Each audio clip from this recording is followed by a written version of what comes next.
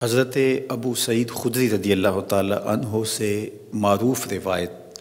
جو حق الطریق کے حوالے سے ہے، راستوں کے حقوق کے حوالے سے ہے، وہ ٹریفک قوانین کا ایک جامع ضابطہ ہے جو اللہ کے محبوب علیہ السلام نے بیان فرمایا۔ حضرت امام غزالی علیہ رحمہ نے احیاء العلوم کے اندر منکرات الشوارع کے نام سے باقاعدہ ایک باب باندھا ہے، جس میں ٹریفک کے اصول، ضوابط اور جو غلطیاں لوگوں سے ہوتی ہیں اس پر مفصل بحث کی ہے۔ آج ہمارے ہاں عمومی طور پر ٹریفک کی جب بات کی جاتی ہے تو بڑی شاہراہات پر جو ٹریفک کی روانی ہے اس پہ ہی بات کی جاتی ہے، لیکن امام غزالی یہاں گلیوں تک آئے ہیں، دفاتر کی راہداریوں تک آئے ہیں، حتیٰ کہ یہ گھر کے آگے جو تھڑا بنا لیتے ہیں اور راستہ تنگ کر دیتے ہیں، بھینس باندھ دیتے ہیں اور چھجا باہر بڑھا دیتے ہیں، جس سے لوگوں کو رکاوٹ ہوتی ہے، ماحول میں بھی تنگی پیدا ہوتی ہے، آب و ہوا میں بھی مسائل ہوتے ہیں۔ اس طرح اپنا کوڑا باہر پھینک دینا جس سے لوگوں کو تکلیف ہو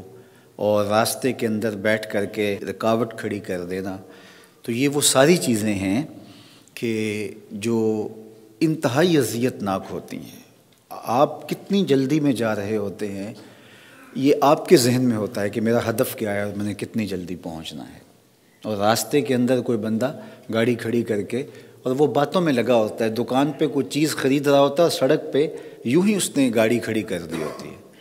اور اگر وہاں ہارن بجایا جائے یا اس کو کہا جائے تو وہ سر نکال کے الٹا غصے میں آتا ہے، حالانکہ اس نے کتنی سخت زیادتی کی ہے، کتنی اذیت پہنچائی ہے اللہ کی مخلوق کو۔ اور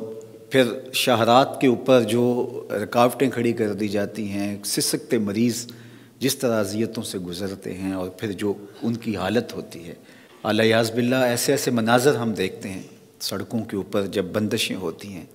تو یہ ہمارے دین کی قطعاً تعلیمات نہیں ہیں۔ ہمارا دین ہمیں ان چیزوں کا خیال اور لحاظ رکھنے کی تلقین کرتا ہے، اور ہمیں لوگوں کے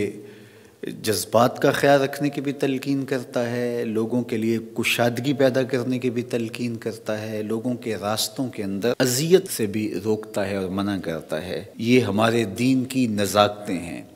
اور آج تو دنیا کے اوپر جو ٹریفک قوانین بنائے گئے ہیں وہ وہاں کے حالات کی وجہ سے جو ضروریات ان کو مد نظر رکھ کے بنائے گئے ہیں،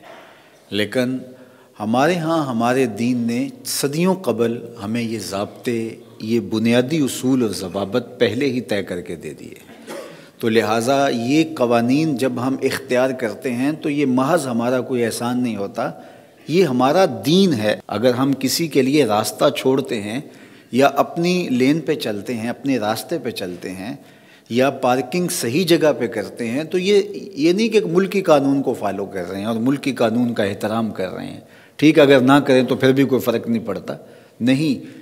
اس پر بھی ہمیں اجر دیا جاتا ہے، اس پر بھی ہمیں ثواب دیا جاتا ہے۔ آج دنیا کو اگر ہم دیکھیں تو وہ کہاں پہنچ گئی ہے، اور ہم ابھی تک کہاں لٹکے ہوئے ہیں، اور ابھی ہم سے ٹریفک سیدھی نہیں ہو رہی، اور دنیا مریخ کی راہیں سیدھی کر چکی ہے، دنیا چاند کی راہیں کشادہ کر چکی ہیں، اور ہم سے ابھی گلی کی تھڑیاں ختم نہیں ہو پا رہی۔ اور جب ہم کہتے ہیں کہ ہم دنیا سے پیچھے رہ گئے تو ہم اپنے اندر اتر کے دیکھیں ہم کھڑے کہاں ہیں،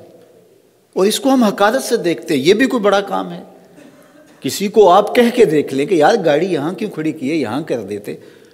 تو وہ آپ کے گلے آئے گا، اس کا غصہ اور اس کی حیثیت ترکیبی ہے وہ دیکھنے والی ہوگی۔ تو جب قومیں یوں پست قامت ہوں گی، جب یوں چھوٹا ذہن رکھنے والی ہوں گی، تو پھر قومیں کبھی بھی آگے نہیں جا سکتی۔ دیکھیے، اینٹوں سے مل کر کے دیوار بنتی ہے، دیواروں سے مل کر کے کمرہ بنتا ہے، کمروں سے مل کے مکان بنتا ہے، مکانوں سے مل کے محلے بنتے ہیں، محلوں سے مل کے پھر شہر بنتے ہیں، اور شہروں سے مل کے ملک بنتے ہیں۔ تو بنیادی اینٹ ہی اگر ٹیڑھی رکھ دی جائے تو پھر کبھی بھی شہر سیدھے نہیں بن سکتے اور ملک سیدھے نہیں ہو سکتے۔ یہ چھوٹی چھوٹی چیزیں بظاہر لگتی ہیں، یہ چھوٹی نہیں ہیں، یہ بڑی چیزیں ہیں، اور ہمارا دین ہمیں یہ سکھاتا ہے، اور ہمیں عملاً اس کی تربیت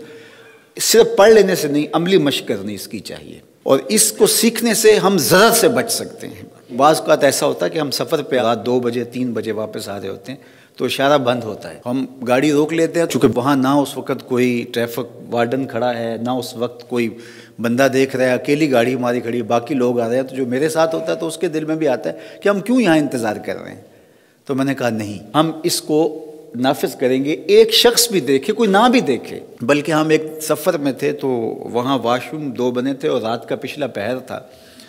تو خواتین کے واش روم تھے اور مردوں کے واش روم تھے. تو وہ مجھے کہنے لگے کہ آپ ادھر چلے جائیے، ادھر رش ہے، خاتون تو اس وقت ہے ہی نہیں، اور وہ سڑک بھی کچھ طرح کی تھی، کوئی امکان بھی نہیں.